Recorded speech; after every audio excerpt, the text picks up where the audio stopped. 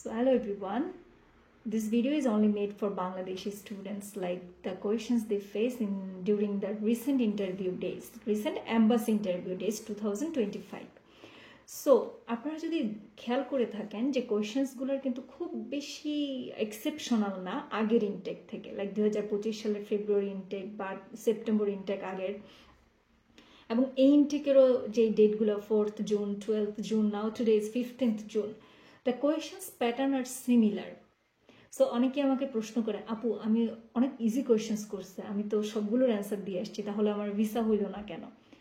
So visa হওয়াটা অনেকগুলো ফ্যাক্টরের সাথে রিলেটেড। আমি যখন বলি তখন সবাইকেই বলি আপনার ডকুমেন্টস, আপনার ফাইন্যান্সিয়াল সোর্স অফ ইনকাম, আপনার এভরি কাইন্ড অফ ডকুমেন্টস, আপনার way of appearance, confidence level, the way you deliver your logical answer, everything is related with this visa process, right? It's not only about the interview questions.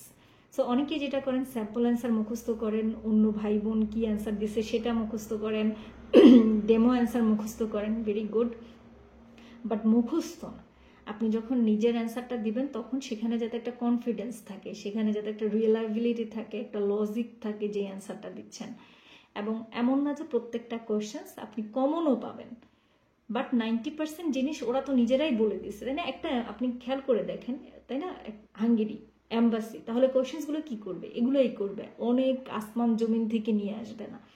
So আমরা যদি দেখি যে আজকের like 15th June যারা embassy face করেছে, ওদের একজন student like কয়েকজন আমার সাথে প্রশ্ন শেয়ার করছে এবং সিমিলার কাইন্ড অফ কোয়েশ্চেন্স। তাই আমি একটা কোয়েশ্চেন একজনেরটা স্ট্যান্ডার্ড ধরে আপনাদেরকে বলতেছি। So which programme are you applying for? Just mention the programme name, is it is a masters or a bachelor programme. So যদি ব্যাচেলর হয় ব্যাচেলর, যদি মাস্টার্স হয় তাহলে masters. What is your major subject? So যার যেটা major subject নেমটা specifically সুন্দরভাবে ঠিকটা বলবেন।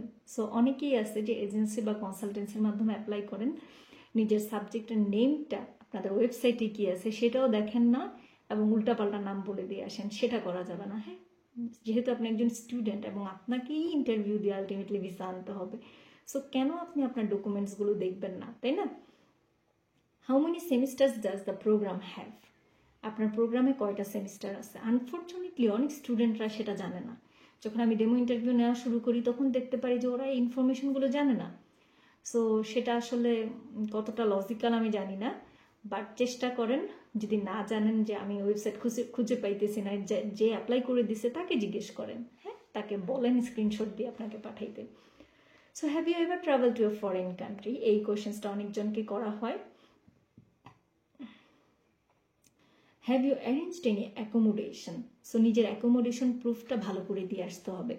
সেটা আপনি যে ইউনিভার্সিটিতে অ্যাপ্লাই করেন না কেন, তাই না, বুদাপেস্ট মেট্রোপলিটন হোক, উইকার্লি হোক, ডেব্রেসন হোক, সো আপনার যে অ্যাকোমোডেশন আছে, গিয়ে থাকার জায়গা আছে, সেটা ভিসা অফিসারকে প্রুফ করে আসতে হবে। এবং যেটা করবেন, শুধু অ্যাকোমোডেশন নেম জেনে, মানে অ্যাড্রেস জেনে যাবেন না, একটু জেনে যাবেন যে মান্থলি রেন্ট কত আপনার হইতে পারে, আপনি কত ডিপোজিট দিচ্ছেন, বা এটা প্রাইভেট অ্যাকোমোডেশন নাকি ইউনিভার্সিটি অ্যাকোমোডেশন, আপনি সেখানে শেয়ার্ড থাকবেন নাকি সিঙ্গেল থাকবেন।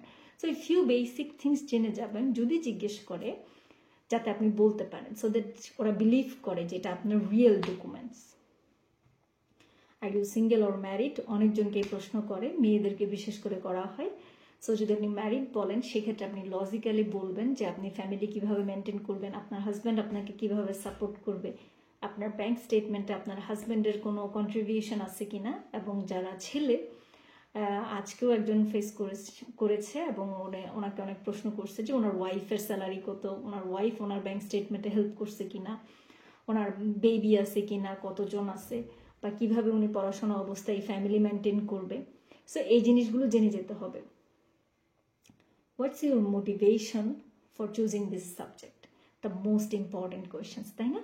সো সবাইকে জন্য আমি বলি, মোটিভেশন লেটারে কি লিখছেন সেটা একটু ভালো করে স্টাডি করবেন। অনেকে কি হয়, এজেন্সি অথবা কনসালটেন্সি অথবা ধরেন সে ফর এক্সাম্পল আমাকে দিয়ে আপনি লিখালেন, সো আপনি আর নিজে পড়েন না যে আমার মোটিভেশন লেটারে আমার জন্য আসলে কি বলা আছে, সেটা তো আমাকে অ্যানালাইসিস করতে হবে, তাই না? আপনি সবচেয়ে বেশি অ্যানালাইসিস করে যেতে হবে, কারণ আমি তো আপনার ইন্টারভিউটা দিতে পারবো না আনফর্চুনেটলি। সো আপনার মোটিভেশন লেটারে কেন আপনি এই সাবজেক্ট চুজ করছেন, কি করবেন এটা করে, ফিউচার কি আপনার, দেশে এসে কি করবেন, এবং আপনার যদি স্টাডি গ্যাপ থাকে, হ্যাঁ, because they ask them what kind of XYZ do you work with during your study gap? Do you send people abroad through your agency, like or maybe কোনো একটা এজেন্সির কথাও বলছে ওর স্টাডি গ্যাপে, সেজন্য বলছে এই রিলেটেড। সো আপনি আপনার স্টাডি গ্যাপে জব হোক বা আপনি কোনো স্কিল শিখছেন, যেটাই হোক, সেটা নিয়ে আরও 2-3টা ইনফরমেশন বেশি জেনে যাবেন। যদি কেউ জব সার্টিফিকেট দিয়ে থাকেন তাহলে সেই জবটা কিসের ছিল, কত বছর করছেন, স্যালারি কত ছিল, সেখান থেকে আপনার ব্যাংক স্টেটমেন্টের জন্য আপনি সেভ করছেন কিনা, সেটা এনাফ কিনা, কি কি স্কিল গেইন করছেন সেটা দিয়ে, সেটা জেনে যাওয়ার চেষ্টা করতে হবে, তাই না? শুধুমাত্র জব করছেন, একটা সার্টিফিকেট দিয়ে দিলেন, it doesn't work like that. So নিজের যে ডকুমেন্টসটা আছে, please go through all of the documents, কারণ ডকুমেন্টস সাথে আপনার মুখের কথা মিল না থাকলেই তো তখন এটা লজিক্যাল না, তাই না? আসলে কি হচ্ছে সেটার চেয়ে বেশি ইম্পর্টেন্ট আপনার ডকুমেন্টস কি আছে এবং আপনি মুখে কি বলতেছেন। এবং আজকে ওকে জিজ্ঞেস করছো what are your job responsibilities, তাহলে আপনি যে জবটা করছেন সেটা রেসপন্সিবিলিটিসটা ইংলিশে বলা, কত থেকে কতদিন পর্যন্ত করছেন, এখনো করছেন কিনা, সেখান থেকে মানে অ্যাজ ইউজুয়াল, এটা আমি যেটা বলছিলাম একটু আগেই। So where is your university located, কারোর অনেকেই থাকে প্যাক্স, গিওর বা অন্য যে ইউনিভার্সিটিগুলো আছে, ডেব্রেসন, এগুলো কোথায়, বুদাপেস্টের বাইরে যদি কোনোটা থাকে, কোথায় সেটা লোকেটেড, এটা একটু জেনে যাবেন। What do you know about this city, ওই সিটি সম্পর্কে আপনি কি জানেন, স্পেসিফিক কোনো স্পেশাল কিছু থাকলে সেটা দেখবেন। সো আজকে ওভারঅল এই 13টা প্রশ্ন ওকে করছে, অনেকজনকেই আজকে করছে, এবং ডিউরেশন ছিল as usual 5 minute 6 minute. So এর সাথে যাদের ভিসা রিজেকশন ছিল তাদেরকে what was your visa rejection reason, কেন সেই রিজেকশন হয়েছে, তুমি এবার কিভাবে ওভারকাম করলা। অনেকে আছে যাদের হাঙ্গেরি থেকে ভিসা রিজেকশনস, ওদেরকে একটু সময় দেয়, প্রায় 2-3 মিনিট ধরে ওদেরকে জিজ্ঞেস করে যে ডকুমেন্টসগুলো কি ঠিক করছে, আগে কেন প্রবলেম হয়েছে, এবার ব্যাংক স্টেটমেন্টে কি চেঞ্জ আনছে, ও কিভাবে এত অল্প সময়ে এই চেঞ্জগুলো করলো, বা যদি কারোর ইংলিশ প্রফিসিয়েন্সির কারণে হয় তাহলে সে এটা কীভাবে ওভারকাম করছে, এই জিনিসগুলো অনেকক্ষণ ধরে জিজ্ঞেস করা হয়। আর কারো যদি অন্য কান্ট্রি থেকে থাকে, সেটা কোন কান্ট্রি থেকে ছিল, কোনো স্পেসিফিক রিজন দেখাইছে কিনা, অনেকের পারপাস অফ স্টের কারণে রিজেকশন আসছে, কেন সে ওইটা বুঝাইতে পারে নাই, এবার সে কিভাবে আসলে ওকে বিলিভ করাবে যে ও আসলেই কামব্যাক করবে। সো এই যে অন অ্যান্ড ওভারঅল এই কোশ্চেন্সগুলোই কিন্তু সবাইকে করে, লাইক সবাইকে, ট্রাস্ট মি, সবাইকে করে। সো অ্যান্সারের সাথে কনফিডেন্স লেভেল, গেস্টার, পোস্টার, আপনার একটু ড্রেস আপটাও একটু ফর্মাল রাখা, সো সব কিছু মিলে overall you have to, like if you are believer then you have to believe in your luck, যে সব কিছুর পরে যদি আপনার লাকে থাকে এবং আপনার রিজিকে থাকে, it will be happened, otherwise no one can do anything, right? So সবার জন্য অনেক শুভকামনা। আশা করি আমার এই ভিডিও থেকে আপনাদের কোনো আইডিয়া হয়েছে বা হেল্প হয়েছে। তারপরেও যদি কারোর কোনো স্পেসিফিক কোয়েশ্চেন্স থাকে আপনি কমেন্ট করতে পারেন, আমাকে মেল করতে পারেন, এবং কোনো ফ্রি ক্লাসে জয়েন হতে পারেন। হ্যাঁ, আপাতত পেইড ক্লাস আমি স্টপ রাখছি for my academic pressure, I am extremely sorry, but every week একটা ফ্রি ক্লাসে আপনি জয়েন হতে পারেন। সো বেস্ট অফ লাক সবাইকে।